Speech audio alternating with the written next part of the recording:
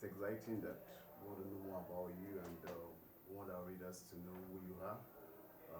I personally have done my research and I'm excited. I know quite a few. I would like to know better.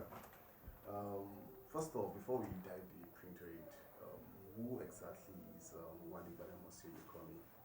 Not too. I don't know if you are going to say everything to be so lengthy, but in just in brief, who is Wale Gbadamosi CEO? So I'm a 35-year-old Nigerian that was born in Paris in 1983. My mother is Aramide Oyikomi. My father is Rashid Gbadamosi.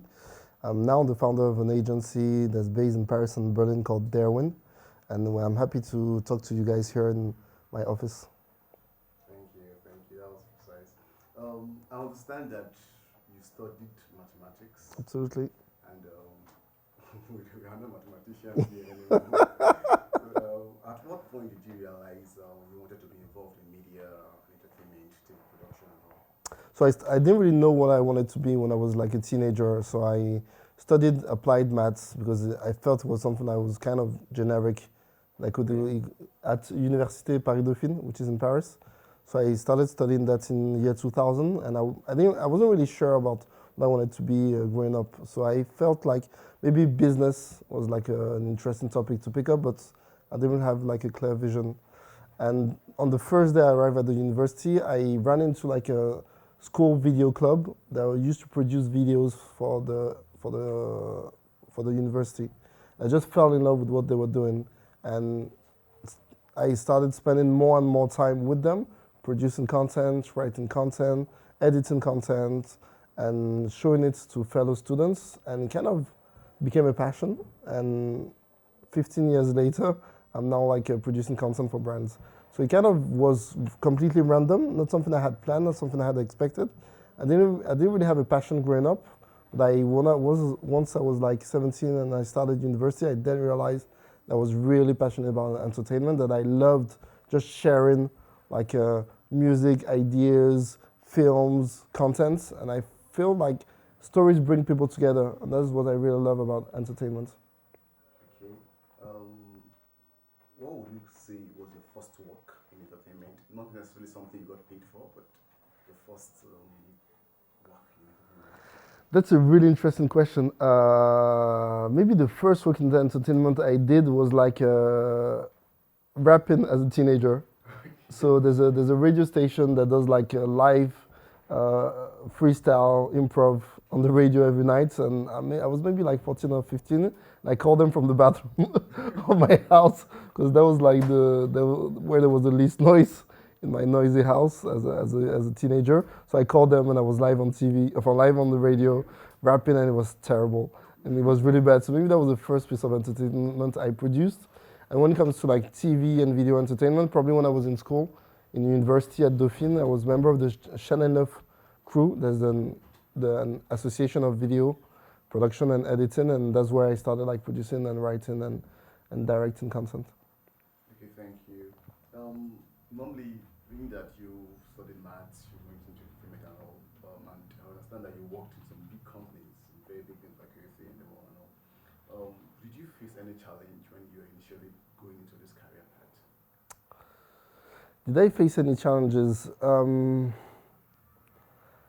I think I was lucky, and by saying that I was lucky, I mean that I worked hard to be lucky.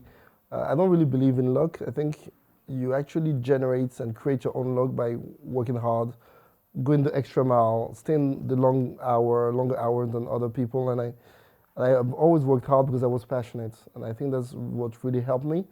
So I didn't really feel like I had to go through any struggle. I worked hard as an intern, worked hard when I got my first contract, fixed contract, worked hard when I got my first employment, worked even harder when I started my company.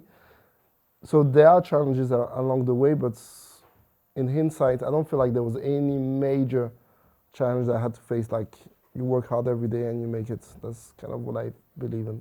Yeah. There's always an opportunity out there. It's just about the level of preparation. So you were prepared for the opportunities that came your way. Okay, before we still come down to Dare.Win, let's still talk a little about pre-Dare.Win. Mm-hmm. So what was you mentioned when you got your first fixed contract and all, what was the first contract? Where did you start? My first contract, I was 17. It was a summer of year 2001. So I was actually 18, sorry, and I got a fixed contract working at Endemol that was producing, sorry, a major entertainment show called the Star Academy. It was kind of the Voice in the years 2000, and they were looking for people to interview people who were applying. So you had like singers that wanted to become famous, and someone had to watch the hundreds of VHS videos that they were sending in, and that was my job. So I spent whole of summer watching videos of bad singers, worse singers, and alright singers, and okay singers, and figuring out who were the people that were gonna make it and come for the audition. So that was my first job. And now we've come a very long way. Okay, so let's come back to Dare.Win. And so, what would you say inspired Dare.Win? At what point did you know, okay, now I have to start my own thing? My mother is an entrepreneur, my father is an entrepreneur, so I feel like he was maybe in my genes. It was maybe in my genes, maybe not to be an entrepreneur, but not to be afraid of starting something new. I was never really afraid of taking on a new project, going in like going unexpected places, unexpected countries. I don't really fear much, and I think that's something you need when you are an entrepreneur. So I spent like almost 10 years of my life working in the media industry. Then in year 2008, I switched to advertising. 2008, 2009. And when I started working in advertising, I realized that it was completely different from what I had experienced previously, especially in the digital space. The digital space is an incredibly creative space where you're free to produce anything and you can like put things online and see whether they work or not. And I realized that mixing my knowledge of entertainment with a digital opportunity was something I really wanted to do. And I wasn't going to be able to do it in the agency where I was at the time, which was Buzzman. And I felt like I needed that space. So the only way for me to actually make that happen was like starting my own company, starting my own agency. And that was in November 2011. And just on the side. Maybe just let me give you another answer to that question. Okay. I had a friend from M6, that's a major like a TV network in France, called me up while I was working at Buzzman, my previous agency, and he called me up because he was looking for someone to help him produce like creative content for a successful TV show. My boss was not interested, so I called him back and told him, I'm sorry, unfortunately, we won't take part in that like a pitch. And he asked me, who else would you recommend? And I had no one else to recommend. And I thought that at that point in my life, if I had taken on that pitch, I would have done the recommendation, I would have done the creative work, and I was like, maybe I should just recommend myself, but then I'm an employee, so I can't really take on the job. Like, so unfortunately, I told him I didn't have anyone to recommend. 3 months later, I was starting my own agency. You not recommend yourself. Like, I know Dare.Win is very successful right now, but do you have any unsuccessful project? Of course. I think if you don't have any unsuccessful project, that means you haven't tried hard enough, you haven't like taken enough risks.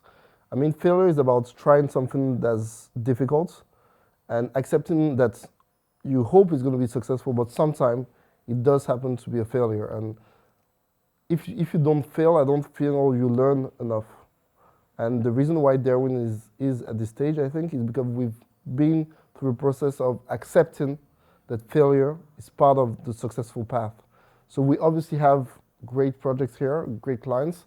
Every now and then, unfortunately, maybe there are a couple of projects that don't go as well as we hope they would, but that's part of the learning curve and the learning process. So I really think it's important to accept the fact that if you start a project, chances are it's going to fail.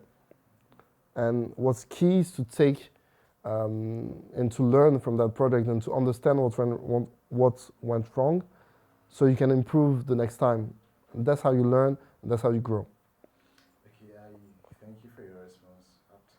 I know I've mentioned Dare.Win one or two times already. So what exactly does Dare.Win offer?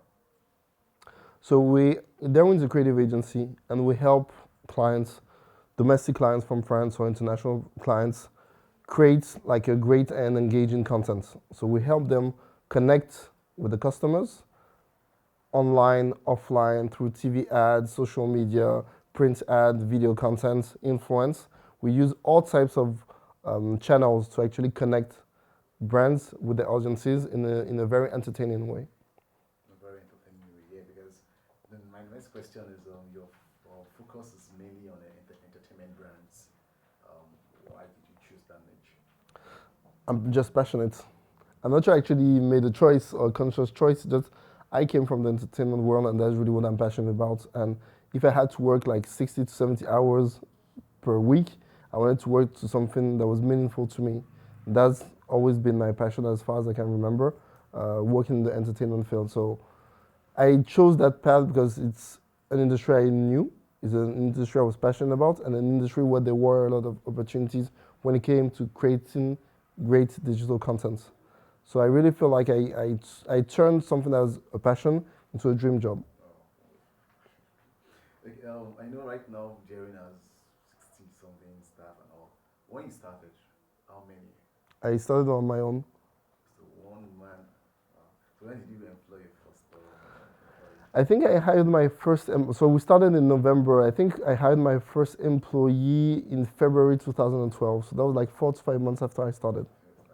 And it's funny, like when we launched the first campaign, that was like December 2011, I did everything by myself. So the accounting, the production, the copywriting, the creative work, the project management, the PR. I had to do everything by myself. And what was really funny is when I got the first application letter from someone saying, Dare.Win agency or Dare human resources manager, please find attached my resume. I was like, human resources manager? This is like one person company, like there's no HR here. And it was really like heartwarming to see someone apply because the person had seen the work we had produced and felt like we must be like a big agency, and it was actually just a one-man show. If you don't mind saying, your first job was for who? So the first job of Dare.Win was for Canal Plus. We were like creating content and social media content for a TV show called Bref. That was one of the most successful TV shows online. That was launched in summer 2011, and we helped them like broaden the audiences through social media and mobile activations. Okay, thank you. Um, so tell us, how has the journey been so far for you? From one man to two to three, and now the awards, the big customers, and all of it. How has the journey been? How would you say, oh, this was my greatest challenge so far, this has been my greatest challenge, this has been my greatest achievement so far? Can you just summarize the journey so far? It's been a busy journey. Let me be honest. It's a lot of hard work, but also it's like really interesting to see like people grow and the agency grow. So like some of the staff members have been here for 5 to 6 years. And it's incredible to see like young people come into the agency and become managers, senior managers, leaders. That's really great. It's great to see like incredible brands such as YouTube, Google, Netflix, Nike send us emails because they're willing to work with us, which is kind of crazy. We look at where we came from, and winning international recognition, winning international awards, not just once or twice, but almost every year, is also a great sign of the creative health and ambition that the agency has. So it hasn't been easy. Like I'm going to be honest, like it's hard work. There's a lot of stress, some gray hair on my head now, and some extra kilos, but it's worth it. I mean, it's a once in a lifetime adventure, like to start your own company, to open the foreign offices, to work with amazing clients, to have incredible staff, have nice offices. It's something. If I had to do it again, I would definitely do it again. Maybe make less mistakes, but it's been like really interesting, and my personal growth has been also like very interesting. Going from a one-man agency to like 60 people with 2 offices, with huge clients, huge staff, massive payroll, all of that are things you need to manage, like building up a team and several teams like account management, production, administrative team, creative, all of that studio has been like a big challenge. On top of that, we have a second activity that's we have also consultants that work on the client side. So building all those activities has been like a really interesting. A couple of sleepless nights, but it's been really great. You already mentioned, because I was going to ask you about the big names, the Netflix, the YouTube, and all, and you already mentioned that in the previous response. But let me still ask the Sure. question that when did you get the first big job? Usually, I think most times for most companies, there's like a breakthrough job, a job that comes, and after that, others are coming. So when did you get the first big job? I think, like I said, sorry, and how? I've always been ambitious. Like I want to work hard for something that's really meaningful, and I felt like the first client we were gonna work for was a signal to the market. And the first client we got was like Canal Plus and Bref, which was like the hottest TV series on air and on digital at the time. So I decided to aim at a really high level for my first job because I felt like if that was my first job, I could only go up from there. People will keep on calling me for similar things, so ambitious shows, big brands, and that was really one of the first big breakthrough work we did. What's funny is that we launched the campaign on I think December 1st. 15 days after that, we won our first award for that work. Uh, 15 days later, so that was like mid-December. That was like Capot 3000 was the name of the campaign. I think one of the other big campaign that we launched was like the one that was launched domestically, but had like an international footprint, and it was for I think it was for Teen Wolf that was launched on for sorry. So we launched a campaign for Teen Wolf, a TV show that was aired by MTV France, but he got like global attention. Like the US talked about it. He went. I think it was something like 120 countries talked about the campaign we produced for Teen Wolf because we hacked Twitter and created something that had never existed before. And from that, thanks to that work, Netflix approached us, and that's I think one of the pivot campaign that actually changed the way the agency was perceived. We went from like a small, smart local agency to an agency with international potential and with like incredible clients. Thank you. Again, awards coming 20 young, 20 over 20 national and international awards.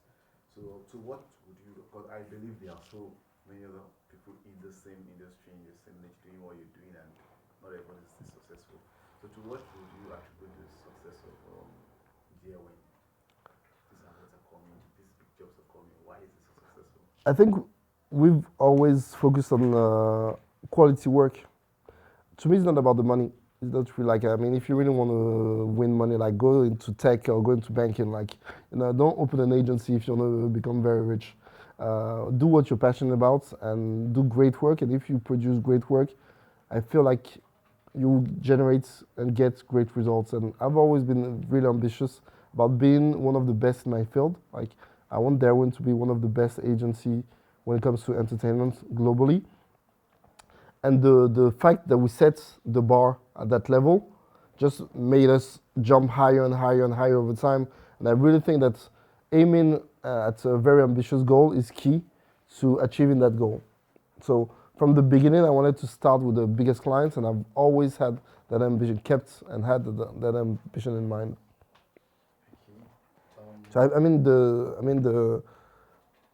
I think a lot of people have like are narrow-minded and feel like things are going to be hard and it's going to be tough to be the best, and we're maybe one of the best, not the best yet, but I think that aiming at a really high level is key to becoming one of the best. Very right. Very right. Before we talk about the future, well, let's talk about now. And Yeah.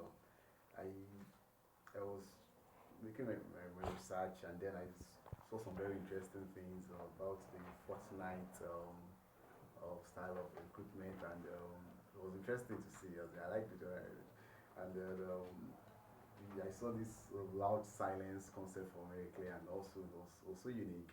It's so unique. And now, how are you able to make sure that all your employees key into this vision? Because this is not something you just find every other day on the street. So, how are you able to make sure that the vision you have for Dare.Win, the way you see Dare.Win, all your 60 employees are able to also, how do you recruit to ensure that these people have the same vision? That's one of the hardest part of the job. I mean, recruiting great talent is hard. Finding them, attracting them, keeping them is really difficult.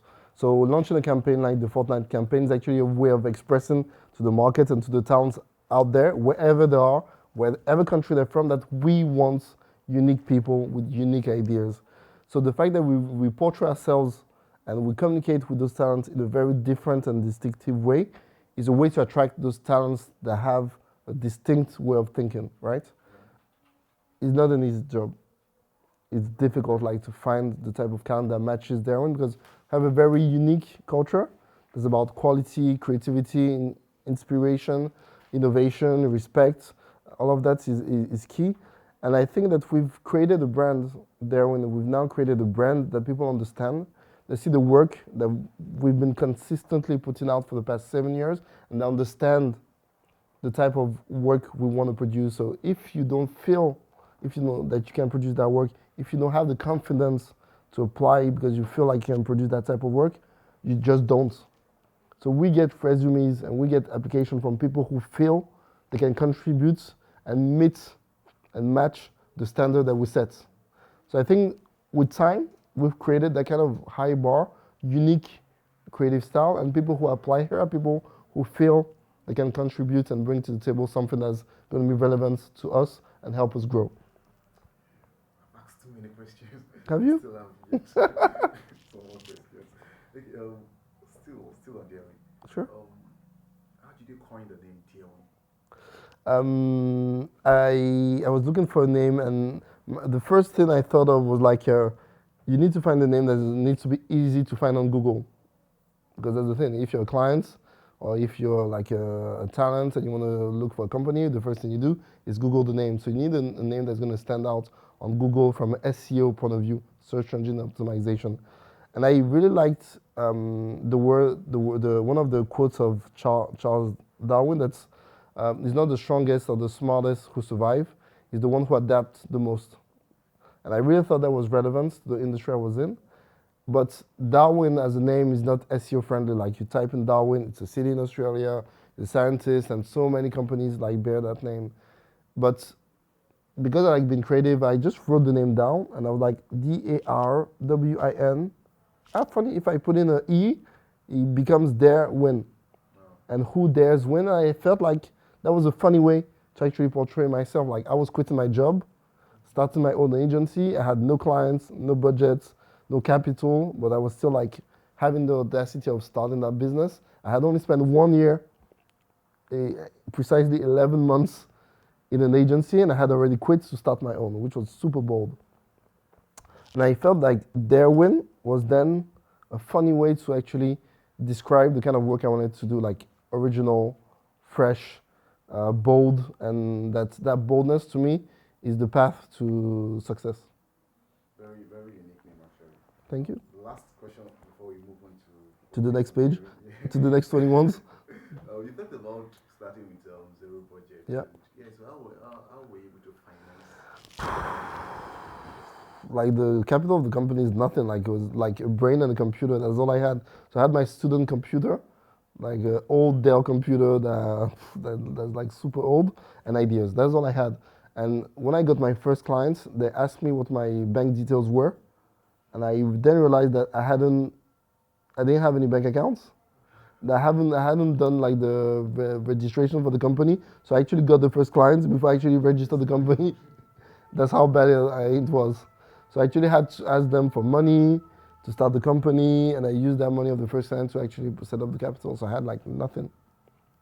A bit of love money, but it was, I think I put down something like less than 4K to start the agency, and that was mostly money from the first client, and a bit from my mother. Okay, let's really to forward. I understand that there's already a Berlin office, Paris office right now, and then there's still another plan to go into to have a US office. So, do you have a date? I'd love to have a date, but the way things change so fast, there's no dates. That's really something we plan for the future that we work now on currently, but I don't really have a set date. Okay. And hey, not because not necessarily because you have Nigerian parents or anything, but do you also plan to do anything in Nigeria, Africa, anything business? I'm going there like next May, so maybe I'll tell you when I get back.